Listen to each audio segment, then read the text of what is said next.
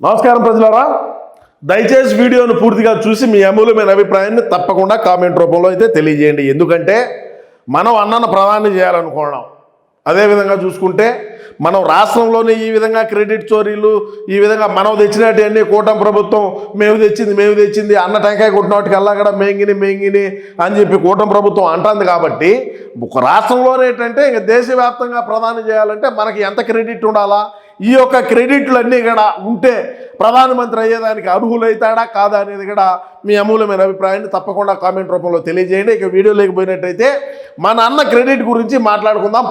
పాయింట్గా ఎన్ని పాయింట్లు ఉన్నాయో అది పై ఉండేటువంటి భగవంతుడు తెలియాలా. సరే, ఎట్టయితే అట్టయింది, ధైర్యం చేసి ముందుకు పోయి మాట్లాడుతున్నా. మీరు చూసి మీ అమూల్యమైన అభిప్రాయాన్ని తప్పకుండా కామెంట్లో తెలియజేయండి. క్రెడిట్ గురించి మాట్లాడే హక్కు నీకెక్కడిది జగన్ అని చెప్పి పెద్ద క్వశ్చన్ మార్క్ పెట్టారయ్యా. ఎందుకు లేదు? మేము చేసిన క్రెడిట్ ఏందనేది మేము చెప్తాం, వినండి. క్రెడిట్ లేని జగన్ క్రెడిట్ చోరీ గురించి మాట్లాడుతున్నాడు. 5 ఏళ్ల కాలంలో రాష్ట్రాన్ని విధ్వంసం చేశావు. అవును, 5 ఏళ్ల కాలంలో రాష్ట్రాన్ని విధ్వంసం చేయబట్టే అది మా క్రెడిట్ అని చెప్పుకుంటాం సార్. మరి ఇంతకుముందు ఉండేటువంటి పరిపాలన చేసినటువంటి పాలకులు ఎవరిదైనా సరే ఇటువంటి క్రెడిట్ ఉంటుందా, ఉండదా? మీ అభిప్రాయం తెలియజేయండి. 5 ఏళ్ల కాలంలో రాష్ట్రాన్ని ఆర్థికంగా నాశనం చేస్తావు, ఇది నీ క్రెడిట్ అంట. అవును, వాస్తవం.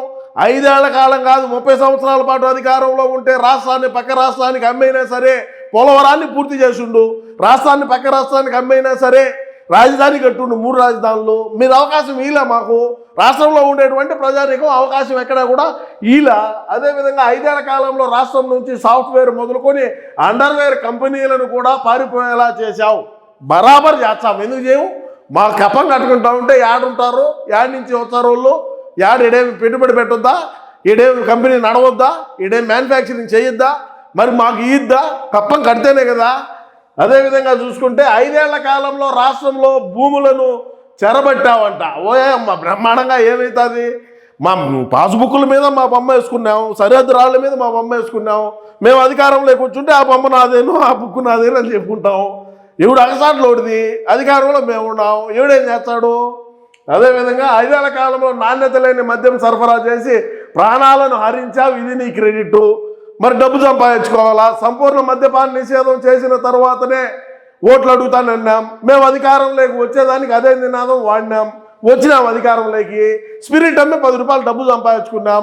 ఆ మద్యం కేసుల్లోనే లోపల ఉన్నాం. ఆ మద్యం కేసులోనే విజయసాయి రెడ్డి ఏమేమో మాట్లాడుతూ ఉన్నాడు. రేపు 22వ తారీఖు నాడు ఆయన ఈడీకి విచారణకు హాజరవుతాడు. ఏమవుతుందో ఇటు పట్టుకొని ఉన్నాం చేతులు. ఎట్టో జరగని, ఏమవుతుందో చూద్దాం. 5 ఏళ్ల కాలంలో ఇసుక గనులను దోపిడీ చేసాం, ఇది నీ క్రెడిట్. ఎర్రచందనం కూడా చేశాం, ఇది కూడా తప్పు రాశాడు. ఎర్రచందనం కూడా చేశాం కదా.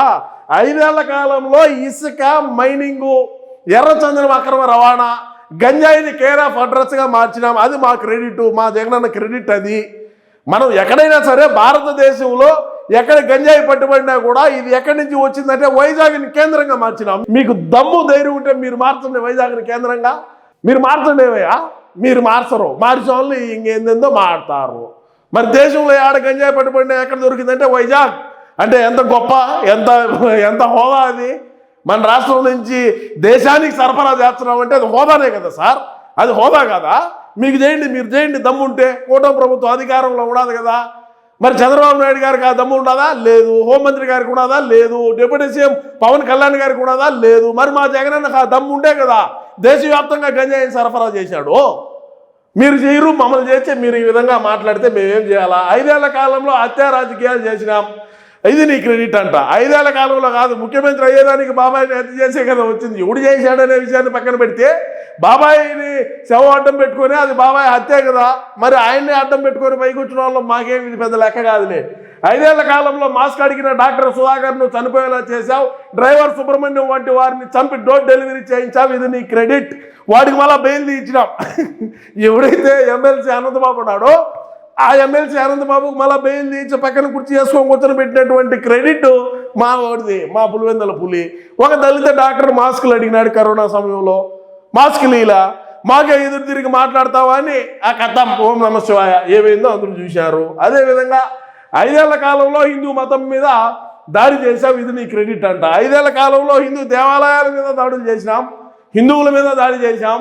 ఆంజనేయ స్వామి విగ్రహం పోతే ఏమైంది అన్నాం, శ్రీరాముడు తలను ఇచ్చే ఏమైంది అని చెప్పి అన్నటువంటి మా కొడాలు నాని ఉన్నాడు. మరి ఇటువంటి వాళ్ళందరినీ ముందు పెట్టుకొని ఏ విధంగా ముందుకు పోయిందో చూసాం. అప్పుడు మాజీ మంత్రి అయినటువంటి వెల్లంపల్లి శ్రీనివాసు దుర్గగుడిలో ఉండేటువంటి వెండి ఏనుగులా వెండి సింహాలారా మొత్తానికి చోరీ చేశాడు. మరి హిందువుల మీద ప్రేమ ఉండే కదా అని మీరు అనుకో. సరే ఏదో జరిగిపోయింది. పూర్తి చేయని వెలిగొండ ప్రాజెక్టు జాతికి అంకితం చేశావు. కుప్పం బ్రాంచ్ కెనాల్కు డమ్మీ గేటు పెట్టి నీళ్లు వదిలి నవ్వుల పాలయ్యావు. ఇది నీ క్రెడిట్. ఎవడైనా మరి ఇప్పుడు దమ్ముంటే ఇప్పుడు చేయమని ఎవరైనా ఇది మా క్రెడిట్ అంటున్నారు. మరి ఇప్పుడు దమ్ముంటే ఎవడైనా చేయండి. మేము చేసేట్టు చేయండి. మీరు అంటున్నారు కదా మేము చేసేట్టు మీరు ఎందుకు చేయలేకపోతున్నారు? మీరు దానికి చెప్పండి. ఎవడైనా సరే డమ్మీ గేట్ ఎత్తుకొని పోయి 2 ట్యాంకర్లు నీళ్లు ఎత్తుకొని పోయి కుప్పానికి నీళ్లు ఇచ్చినట్టు ఇది ఒక ఆట, ఇది ఒక డ్రామా. ఇటువంటి ఆలోచన విధానం అందరికీ రావాలంటే రాదు. అది అదేవిధంగా ఇసుక అక్రమ తవ్వకాల కోసం అన్నమయ్య డ్యామ్ను కొట్టుకుపోయేలా చేసావు. ఇది నీ క్రెడిట్. మరి ఇసుకే ఊరికే ఏమి ఎట్టొచ్చాది? లెక్కలు రావాలంటే ఆడి నుంచి వచ్చాయి. వాళ్ళ ఇంట్లో నుంచి ఏమన్నా వాళ్ళ పిల్లలతో పుస్తులు ఎత్తుకొని తాకట్టు పెట్టి ఏమన్నా తెచ్చి సమాజానికి సేవ చేద్దామని ఏమన్నా వచ్చినారా? ఆడ రాజంపేటలో ఉండేటువంటి అప్పటి శాసనసభ్యులు చేసినటువంటి ఘనకార్యాలు అయ్యి. అదేవిధంగా పులిచింతల గుళ్ళకమ్మ గేటు కొట్టుకుపోయేలా పాలన చేసావు. ఇది నీ క్రెడిట్. గ్రీజు పెట్టుంటే సరిపోయిండు. గ్రీజు పెట్టేదానికి కూడా మాకు సమయం లేదు, మా దగ్గర డబ్బులు లేవు, మేము అందుకోసమని గ్రీజు పెట్టలేకపోయినాం, గేట్లు కొట్టుకోకపోయినాయి. అందుకని చెప్పే కదా మీరు ఈరోజు ఈ విధంగా మాట్లాడుతున్నారు. ఆ గేట్లన్నీ ఉనుంటే ఈ విధంగా మా గురించి మీరు చర్చించుకునేటువంటి సమయం, చర్చించుకునేటువంటి ఆలోచన రాదు కదా. సో అదేవిధంగా పోలవరం ప్రాజెక్టును నాశనం చేశావు. మళ్ళా వస్తే చేసేది ఇప్పుడు చంద్రబాబు నాయుడు ఏం కట్టినా ఈసారి మేము అధికారంలోకి వచ్చే చేయలేదు. అదే కొద్దిగా జాగ్రత్తగా ఉండండి. పోలవరం నిర్వాసితుల పరిహారం అడిగితే మన దగ్గర మనీ ప్రింటింగ్ మిషన్ లేదని చెప్పావు. ఇది నీ క్రెడిట్. మనీ ప్రింటింగ్ మిషన్ ఉంటే కొట్టి ఇచ్చును, నా దగ్గర లెక్కలేదు అన్నాడు. మరి తప్పే కూడా దాంట్లో మిషన్ ఉంటే కొట్టించాడు కదా, లేకలే కదా.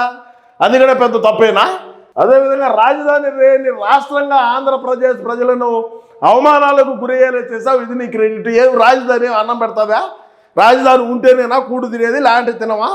రాజధాని ఏం కూడు పెడతాదేమయా అన్నాడు. మరి కొంతమంది మా పార్టీలో ఉండేటువంటి శాసనసభ్యులు రాజధాని పేరుతో 3 ముక్కల ఆట ఆడావు. ఇది నీ క్రెడిట్. బ్రహ్మాండంగా 3 ముక్కలు ఆడతాం, 6 ముక్కలు ఆడతాం. గవర్నర్ పేరుతో అప్పులు తేవడం నీ క్రెడిట్. మద్యం భవిష్యత్ ఆదాయాన్ని తాకట్టు పెట్టడం నీ క్రెడిట్ అంట. మద్యానికి సంబంధించి వచ్చేటువంటి ఆదాయాన్ని చూపించి అప్పులు తెచ్చినటువంటి మొగోడు ఎవడన్నా ఉన్నాడు దేశంలో అంటే వన్ అండ్ ఓన్లీ మన జగనన్నే. మేసం తిప్పుకొని చెప్పుకోండి, ఊరికే కదా కాదు, ఏమి ఇబ్బంది ఏమిలే. ఉద్యోగులకు చెల్లించాల్సిన సొమ్మును పక్కదారి పట్టించావు. నీ క్రెడిట్ అది. పీపీఏలను రద్దు చేసి అంతర్జాతీయంగా రాష్ట్రం ఇమేజ్ని దెబ్బతీసావు. ఓయమ్మ ఇటాటి మచ్చుగా చేసావు. 1, 2 కాదు. అదేవిధంగా ప్రతిపక్షంలో ఉన్నప్పుడు చంద్రబాబు గారి ఇంటి గేట్లకు తాళాలు కట్టించావు. అది నీకు అంటే ఇంటి గేట్లకు తాళాలు ఏమి? మా వాడిని ఇప్పుడు జైల్లో ఉండేటువంటి జోగి రమేష్ ఏమి ఇంటి మీదకి నువ్వు పోయి చూసుకురాబని ఏమన్నా మై హోనా తుమ్ జారే అని మా వాడు పంపిలా. గర్గర్గా కహానీలు ఉంటాయి, నువ్వు పోయిరాబో నేను మాట్లాడతా అంటే వాడిది లెక్క డీమ్ బామని అని పోయినాడు, చెబుతున్నాడు ఆడ. అదేవిధంగా రామర్ తీర్థంలో రాముల వారి విగ్రహం తలను తీసించేశావు. దుర్గగుడిలో 3 వెండి సింహాలు చోరీ చేయించావు. ఆంజనేయ స్వామి విగ్రహాలను ధ్వంసం చేయించావు. అంతర్వేదిలో రథం తగలబెట్టించావు. గోవిందరాజస్వామి గుడి బంగారు తాపడంలో కూడా చోరీ చేయించావు. పరకామణి చోరీ చిన్న దొంగతనం అంటున్నావు. లడ్డూ ప్రసాదంలో కల్తీ నెయ్యిలో శ్రీవారిని అపవిత్రం చేశావు.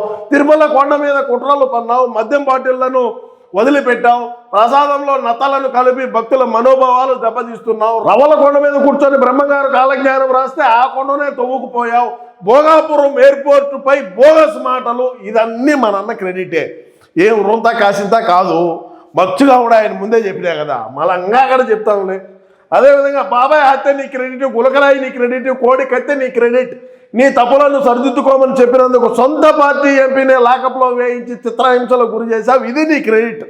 మరి భారతదేశంలో ఇన్ని పార్లమెంటు సీట్లు ఉంటే ఏ పార్లమెంటు సభ్యుడి మీదైనా సరే 3rd డిగ్రీ జరిగిందా?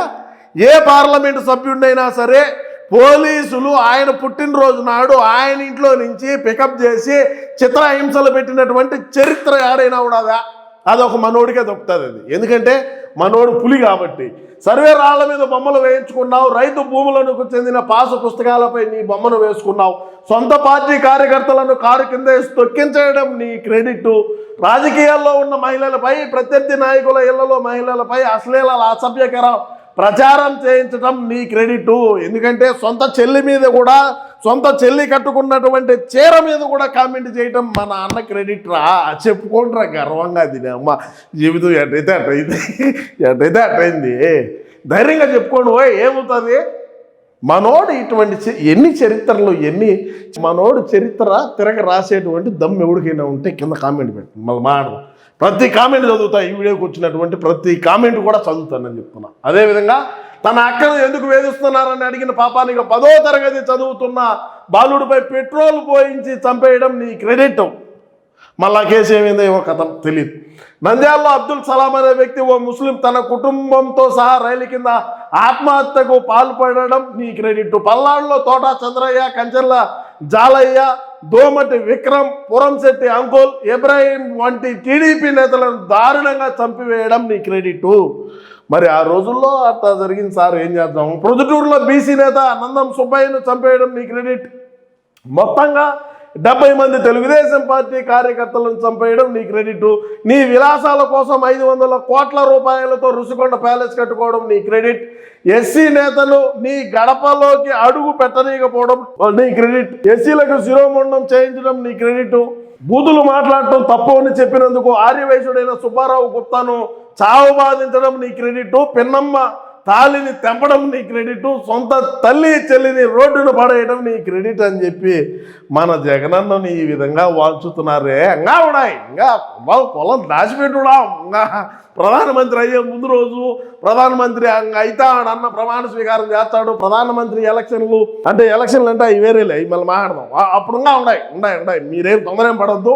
సో ఇటువంటి గొప్ప గొప్ప చారిత్రాత్మకమైనటువంటి పనులు, ఇటువంటి పనులు ఎవడైనా చేసేటువంటి దమ్ము, ధైర్యం, సాహసం ఎవరికైనా ఉంటే కింద కామెంట్లో పెట్టండి. ఏది ఏమైనప్పటికీ రాష్ట్ర ప్రజలారా, మన అన్న చేసినటువంటి గొప్ప గొప్ప పనులన్నింటినీ కూడా మనం అప్పుడప్పుడు వాటిని ఒక్కొక్కసారి నెమరు వేసుకుంటూ ఉండాలి. ఎందుకంటే ప్రస్తుతం ఉండేటువంటి పాలకులు ఎవరు కూడా ఇటువంటి పనులు చేయలేరు కాబట్టి మనమైతే అప్పుడప్పుడు గుర్తు చేసుకుంటా ఉన్నాం. గుర్తు చేసేదానికి సీమరాజు అనేవాడు కూడా ఉన్నాడు. మీకేమి ఇబ్బంది లేదు.